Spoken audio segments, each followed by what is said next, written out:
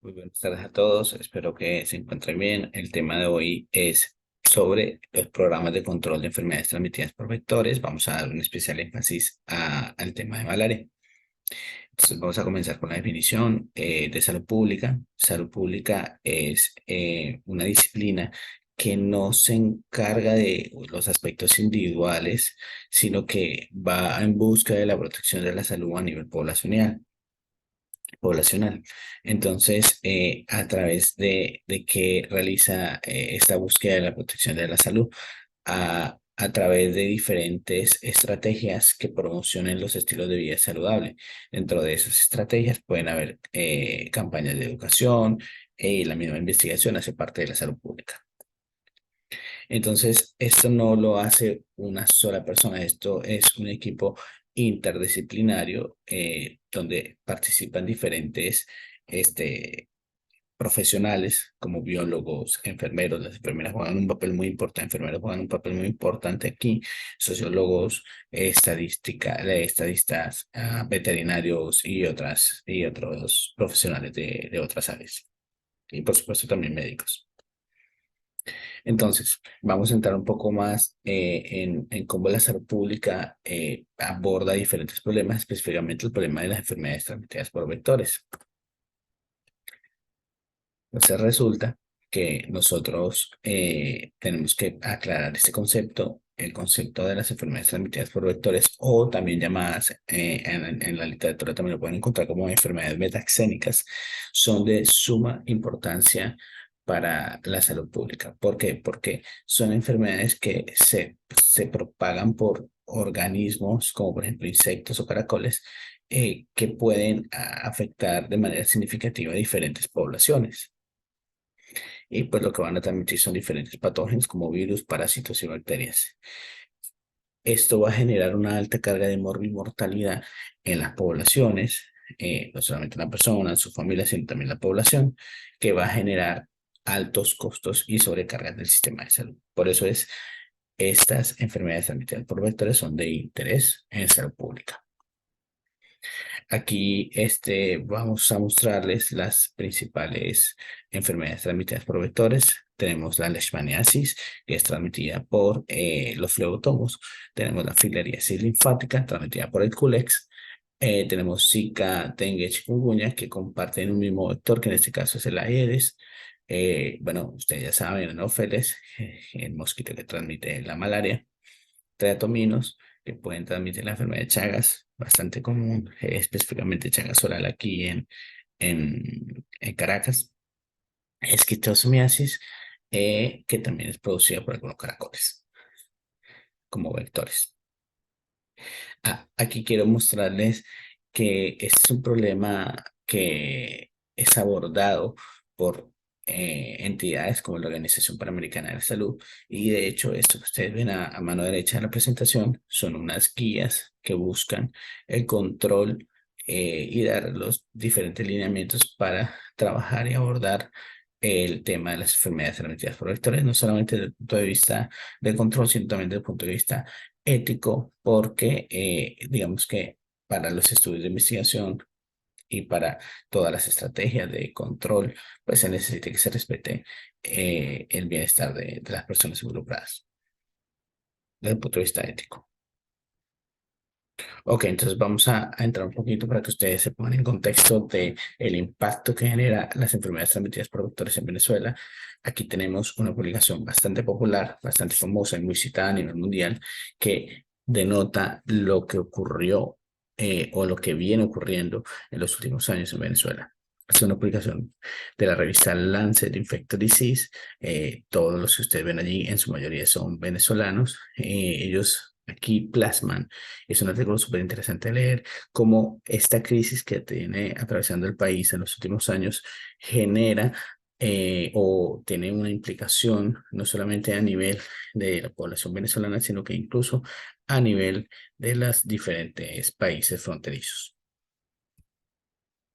Entonces, específicamente hablando de malaria, tenemos que las zonas de riesgo pues son más del 50% del territorio nacional, pero existen tres estados principales donde ocurre malaria, como el estado Amazonas, perdón, el estado Bolívar, el estado Amazonas y Sucre. Y como les decía, esto, digamos que este descontrol de no solamente malaria, sino otras enfermedades infecciosas pueden generar o generaron también, eso está ampliamente documentado, un impacto en los países vecinos. Ok. Aquí empezamos un poquito a tocar el tema de los vectores. Digamos que con el tiempo se han documentado, hay algunos estudios en Venezuela que demuestran cuáles son los diferentes vectores dependiendo de la región. También lo nombran en esta publicación. Y aquí ustedes ven cómo en los últimos años de pasar de tener una cantidad de casos baja, empezaron a aumentar progresivamente los casos hasta llegar a superar 250.000 casos. Para el año 2019, la OMS reportó en Venezuela más de 400.000 casos. Ok, continuamos. Ok, ¿por qué ocurre este incremento de los casos de malaria y otras enfermedades transmitidas por vectores? Bueno, porque hay diversos factores que también son relacionados con la deforestación y con la minería ilegal, que también se relacionan a su vez entre sí. Y resulta que cada vez que se deforestan árboles, cambia la ecología de los vectores y, por supuesto, precipita que haya un mayor eh, volumen de zonas en riesgo, esta tala, esta deforestación. Y esto está también ampliamente documentado en diferentes publicaciones realizadas en su mayoría por la doctora Marina Grille, que trabaja con la ecología y es su foco de trabajo de malaria y otras enfermedades transmitidas por vectores. Ok, entonces aquí, por ejemplo, en esta publicación ustedes ven cómo se relaciona directamente el área eh, de tala de árboles, el área deforestada, directamente con el aumento de la transmisión de malaria.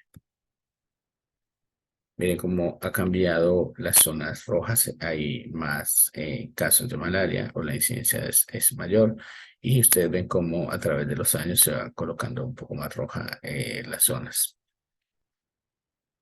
Ok, como les comentaba, desde el punto de vista de los vectores, pues hay un cambio en esa biodiversidad una vez pues se introducen estas actividades mineras e incluso después de que se abandona la zona, pues continúan habiendo cambios a nivel de los vectores.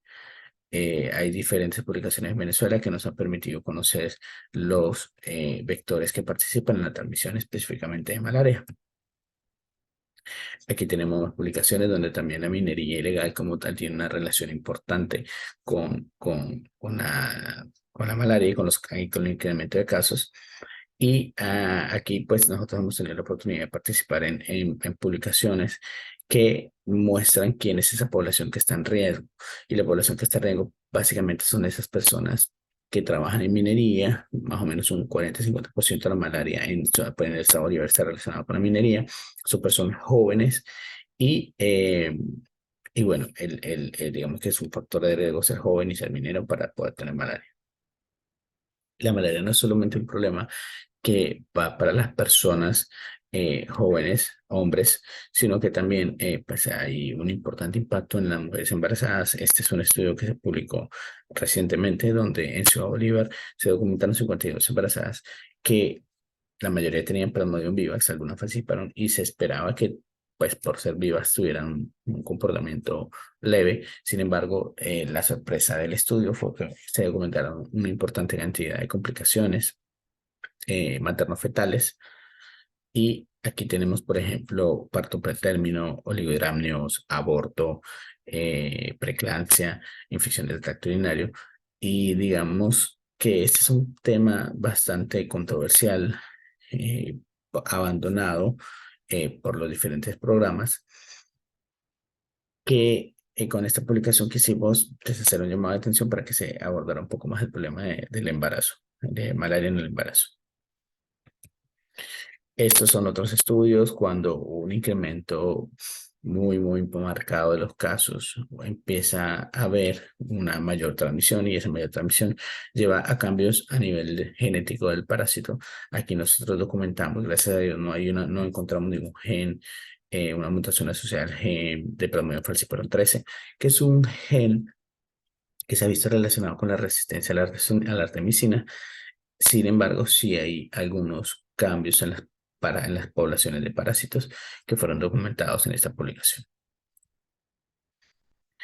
Ok, continuamos con otros trabajos de investigación en los cuales hemos tenido la oportunidad de participar. Este es uno muy importante que acaba de ser presentado en el Congreso de Medicina Tropical en Estados Unidos.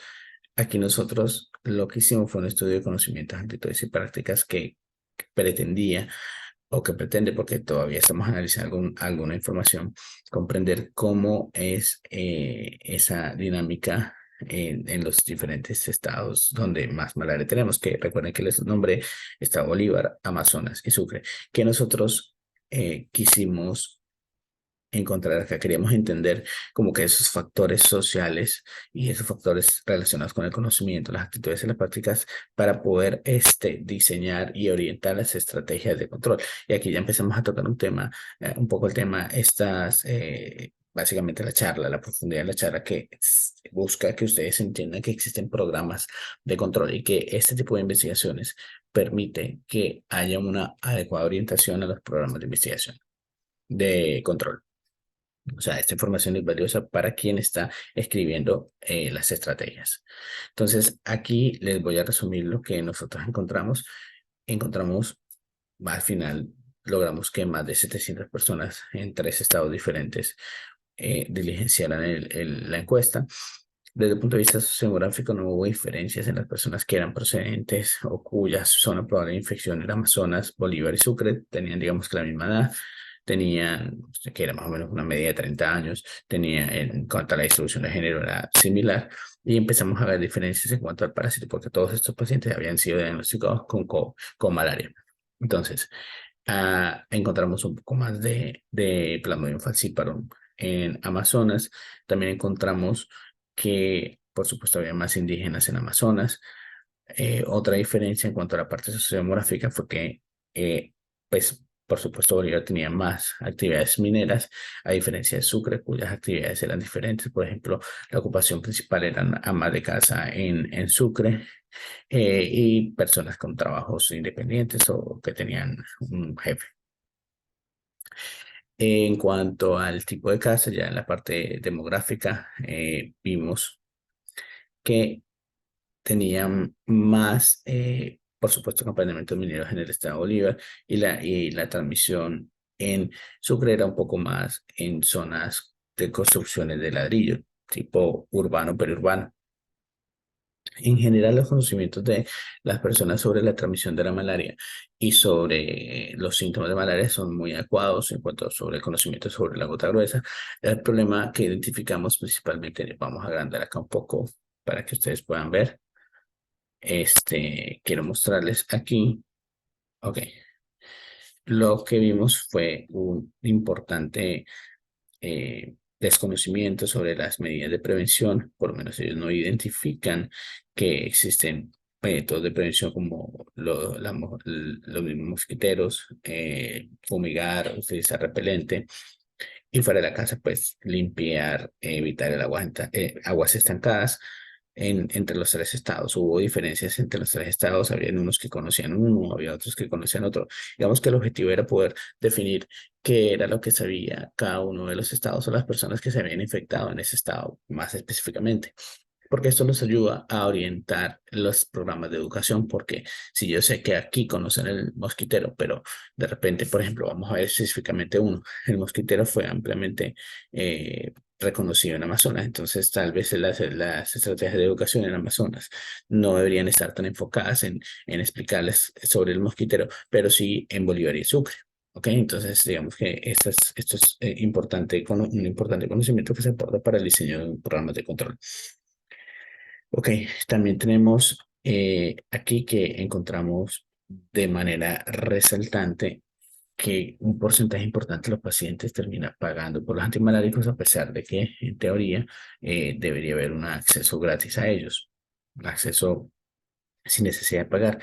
Y esto muchas veces se relaciona con la automedicación o incluso los mismos microscopistas en algunas zonas muy profundas en relación a la mina, a las minas donde sacan el oro, pues terminan cobrando tanto por la gota gruesa como por el tratamiento.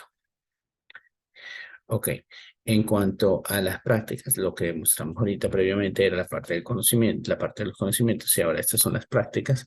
Miren que se correlaciona un poco con lo que las personas sabían, donde más utilizan es en Amazonas, pero otros, el estado de Sucre y el estado de Bolívar, no usan tanto mosquito, menos de la mitad de las personas, sabiendo que este es el estado con más malaria de todo el país. Y así miren cómo varía, por ejemplo, la parte de fumigación, utilizar fumigación que está aquí y utilizar repelente es muy baja en los tres estados. O sea, digamos que este estudio muestra un déficit importante de las prácticas relacionadas con el control de la malaria. También encontramos que 1 de cada 5 personas se había automedicado en los episodios anteriores, 1 de cada 4 personas habían incluso reconocido, o sea, el 25% reconoce en Amazonas, por ejemplo, que no había completado su tratamiento, y cuando les preguntamos se habían identificado estrategias de control de malaria, pues nos dimos cuenta que menos de la mitad de las personas en los 3 estados pues reportaban que habían identificado alguna estrategia. Bueno, la conclusión de este estudio es que hay un buen conocimiento, excepto por los conocimientos relacionados con la prevención. Hay un bajo uso de mosquiteros, sobre todo en la zona con más transmisión que es Bolívar. Bolívar, Amazonas, está asociado a minería ilegal, pero Sucre está asociado a una transmisión más urbana, periurbana. Y por supuesto que toda esta información va a contribuir a que se optimicen los programas de control de malaria. ¿Ok? Entonces, continuamos. Ok, y ahora vamos a hablar de los programas. ¿Quién controla, quién hace los programas, quién dirige los programas? Por supuesto que hay programas nacionales, hay programas que son más regionales y hay programas que son más globales. Entonces vamos a ir un poco a lo que nos compete, que es la parte regional en principio, que es que obviamente la Organización Panamericana de la Salud y la Organización Mundial de la Salud tiene diferentes desafíos. El primer desafío es que no hay dinero para poder bueno, no es que no haya, pero siempre es escaso y no es fácil poder acceder al dinero para este tipo de programas. Los riesgos planteados por conflictos en zonas endémicas son otro de los obstáculos. Los patrones climáticos, hay cosas que no pueden controlar como el clima. Un problema que es recientemente identificado en países como Guyana Francesa, donde hay ya resistencia a ese gen que les hablé, ya hay resistencia en Guyana. Pues aquí nosotros, digamos que mi grupo de investigación está buscando en la resistencia ya hace un tiempo. Gracias a Dios no lo hemos encontrado, pero estamos con esa subvigilancia activa, sobre todo en el estado de Bolívar. Y también hay algo nuevo que es la resistencia de los mosquitos a los insecticidas. Resulta que las toldillos muchas veces vienen impregnados con este insecticida. Es súper efectivo, pero se han demostrado recientemente que estos mosquitos pueden empezar a ser un poco más resistentes. Entonces, ¿qué hace la Organización Mundial de la Salud? Bueno, ellos tienen una estrategia técnica. Este es a nivel un poco más general. Ya vamos a hablar de las medidas regionales y luego de las locales. Ah, el objetivo no es que ustedes aprendan estas estrategias técnicas, pero que sepan que existen no solamente para las enfermedades transmitidas por vectores, sino para otras patologías, pero como el tema que me corresponde son las enfermedades metaxénicas, son enfermedades transmitidas por vectores, pues por eso yo les estoy hablando de esto. Existe una estrategia técnica mundial contra la malaria 2016-2030 que está pautando objetivos y metas a diferentes años. Por ejemplo, y esto es importante que ustedes lo tengan claro, los programas tienen unas metas específicas y tienen no solamente, bueno, para el 2050 vamos a hacer tal cosa, no, sino que para el 2020 vamos a hacer tal cosa, para el 2025 vamos a tener la reducción específica poniéndose metas, que cuando uno no se pone metas no termina nada, ¿no? Entonces, reducir las tasas de mortalidad para el 2030 en por lo menos un 90%. Reducir los casos de malaria en todo el mundo para el 2030, 90%. Más dicho, ellos quieren acabar con la malaria para el 2030, pero... Y bueno, se ha hecho un trabajo muy importante. Realmente sí han descendido los casos de muerte y los casos de la incidencia como tal, pero todavía falta. Sobre todo en Latinoamérica, precisamente está truncada la eliminación por Venezuela. Ok, esto es para que lo tengan aquí.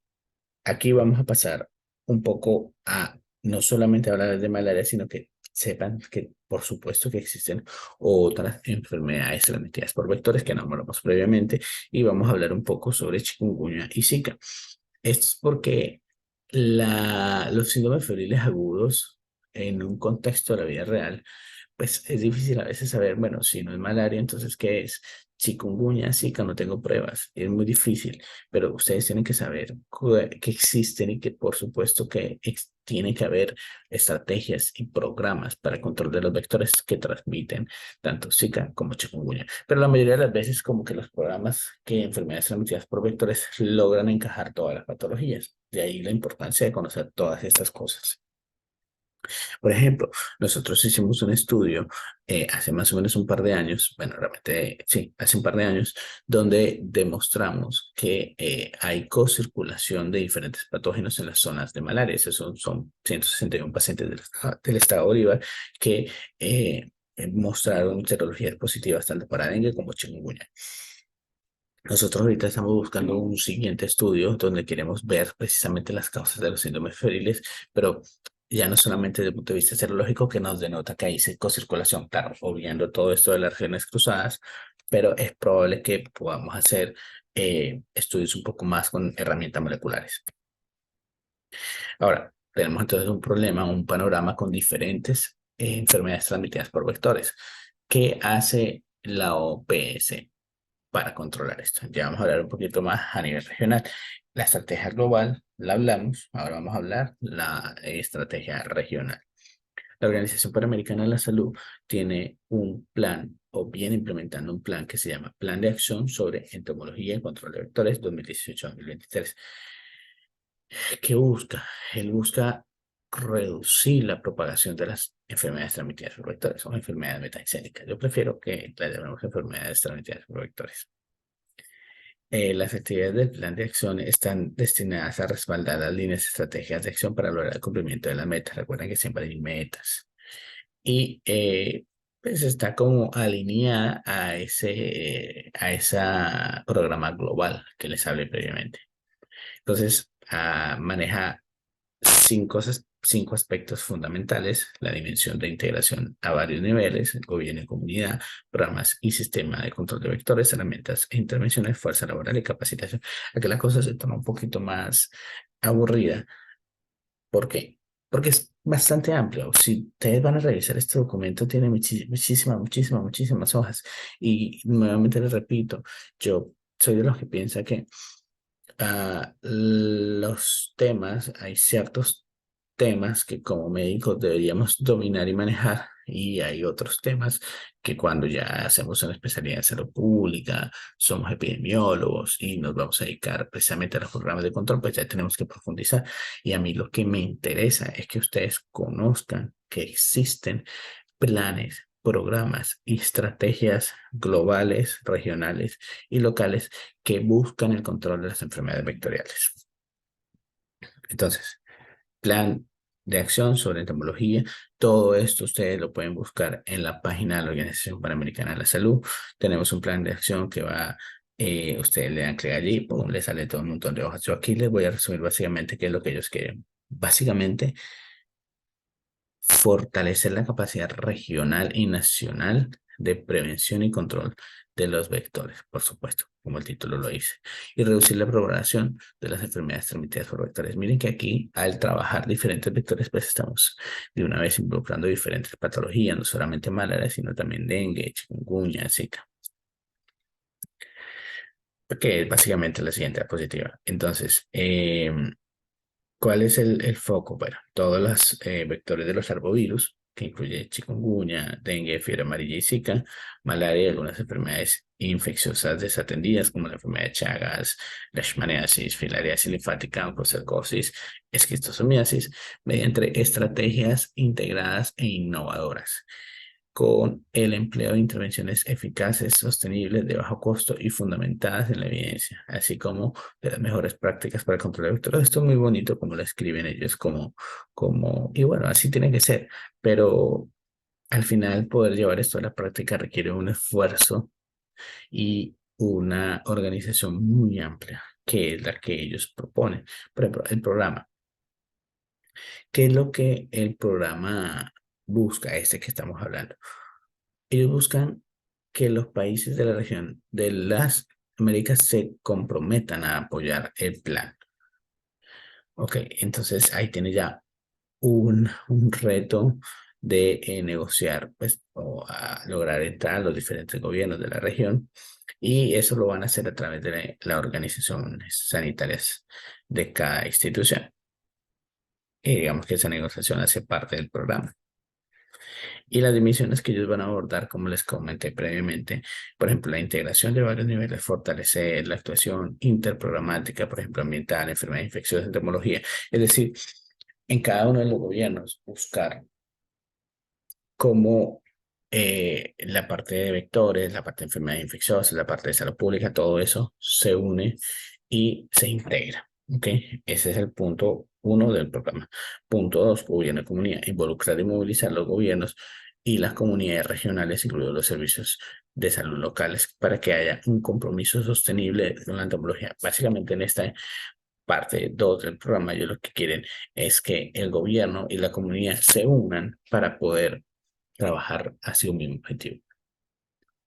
Programa en la parte 3, programa sistema de control de vectores. Ahí hay algo muy importante que falta un poco en Venezuela, que es mejorar la vigilancia entomológica, es decir, tener no solamente, digamos que, información a partir de un estudio que hizo un investigador venezolano, sino a través de estudios continuos y vigilancia continua, que hoy en día debería ser molecular, poder hacer vigilancia de cuáles son los vectores que están en una u otra región causando las enfermedades transmitidas por vectores. Cuarto punto del programa, herramientas e intervenciones. Evaluar, documentar e integrar las herramientas y los enfoques comprobados o novedosos, por ejemplo, herramientas de control directo de vectores, agua, saneamiento. Aquí ya en esta parte del programa, pues básicamente evalúan las herramientas y las intervenciones. Quinto, fuerza laboral y capacitación. Crear y ampliar las oportunidades que brindan a los entomólogos, técnicos en entomología, personal sanitario en general, de recibir capacitación. Aquí ya se enfocaron un poco en la parte de educación y capacitación al personal, que es y súper importante. Ven que son diferentes áreas de actuación que todas en conjunto componen el programa. Y aquí yo no me voy a detener mucho porque lo que yo quería mostrarles es que cada una de estas dimensiones que hablamos previamente, o sea, lo que es la dimensión de integración, gobierno, herramientas, fuerza laboral, tiene una manera de evaluar, que son los indicadores. Tienen un objetivo, un indicador y tienen un punto de partida. Esos son, digamos que calificaciones que están estandarizadas, la OPS es muy organizada con eso, y tienen una meta para el 2020 y tienen una meta para el 2023. Esto ya está en curso, como les decía, pero la mayoría de los programas siempre coinciden en esto. Entonces tienen su dimensión de integración, gobierno y comunidad, programa sistema de control de vectores, herramientas e intervenciones, fuerza laboral. No voy a detenerme aquí porque básicamente ya dije que era cada una, y lo que quiero que sepan y lo que quiero resaltar aquí es que cada una tiene un objetivo específico, tiene unos indicadores con los que yo mido si estoy cumpliendo los objetivos, tienen un punto de partida, o sea, se hizo una evaluación en el momento de arrancar, que fue en el 2017, tenemos una meta para el 2020 y tenemos una meta para el 2023, que es cuando cierra este estudio. Este es uno de tantos programas de control que existe y que son dados por la OPS, pero existen otros. Por ejemplo, este control de AS aegypti en el escenario de transmisión simultánea con COVID es un poquito más reciente, y así como este hay otros más. Así que ya no podemos entrar a revisar todos, pero existen programas de control de vectores para las enfermedades transmitidas. Eh, Aquí ustedes dirán, bueno, ajá, pero ¿qué pasa en Venezuela? Bueno, ahora sí vamos a cerrar ya para finalizar la presentación, hablar un poco de lo que son los programas de control de vectores en Venezuela. El Ministerio Popular para la Salud, simultáneamente con la Dirección de Vigilancia Epidemiológica Sanitaria Ambiental y en la Contraloría Sanitaria, BESA, que era la antigua malariología, pretende lograr que la población general conozca y practique estilos de vida que influyen en los factores protectores contra las enfermedades transmitidas por vectores. Esa fue la información que yo obtuve cuando empecé a explorar un poco qué tan activos estaban los programas de control de vectores en Venezuela. Y existen programas de control que desafortunadamente han tenido cierto impacto, no solamente por la crisis que ha venido ocurriendo en los últimos años, la crisis económica y política, sino que también con la pandemia pues hubo cierto debilitamiento. ¿Ok? Entonces, los departamentos de endemia rural, zoonosis y dermatología sanitaria buscan reducir brotes, es decir, hay otros departamentos. No solamente, como les decía, hay diferentes zonas de ataque. Está la parte entomológica, dermatología sanitaria, y la idea es que ellos se integren en un solo programa de control. ¿Ok? Que hasta cierto punto en Venezuela estaba súper bien estructurado, súper bien articulado, y de hecho lograron la eliminación de la malaria en algún punto. Ok, esos departamentos que le nombré previamente, o sea, el departamento de endemia rural, el departamento de zoonosis y de dermatología sanitaria, buscan reducir los brotes de enfermedades transmitidas por vectores, eh, y por supuesto control de los vectores específicamente. ¿Cuáles se enfocan en el caso de Venezuela? Leptospirosis, leishmaniasis, trabajan un poco en la parte parasitosis intestinal, malaria, dengue, fiebre amarilla, cosacosis, chagas, entre otras patologías. Bueno, aquí, ¿qué, cuál es el estado actual de esto? Bueno, Ah, debido al financiamiento, muchos de estos programas y estas actividades que se hacían han sido limitadas. Por ejemplo, tenían que ir a dar charlas de educación, no pueden ir porque no hay gasolina para la camioneta, el transporte. Eso poco a poco ha venido mejorando en los últimos 2 años. Sin embargo, todavía está limitado esos programas. Y bueno, aquí en este QR hay un artículo que encontré reciente de un autor que trabaja en el ministerio. Él habla un poco sobre el antes, el actual y el que vendrá sobre los programas de control de vectores en Venezuela. Son 30 hojas más o menos. Si quieren un poco más de información, si este tema les interesa, les llama la atención, pueden entrar allí a complementar un poco todo lo que hablamos el día de hoy. Y nada, muchas gracias. Espero que hayan entendido un poco más sobre el papel que juega la salud pública en las enfermedades transmitidas por vectores. Básicamente, si no existiera salud pública, sería muy difícil poder controlar desde arriba un poco todo esto que ocurre. O sea, no vean un caso de malaria como un caso de malaria, sino veanlo como un problema que, claro, como somos médicos, nosotros vemos muchas veces solamente el paciente enfrente, pero hay algo más atrás de esto. Hay una comunidad, una población que está afectada y hay unos factores que se pueden controlar si yo actúo desde arriba, ¿ok? Pero para eso necesito un plan integrado, un programa, que fue lo que hablamos previamente. Entonces, muchas gracias por su atención y quedaré atentos a las dudas, lo podemos hacer por el chat. Yo les respondo lo que les haya quedado duda. Muchas gracias y chao.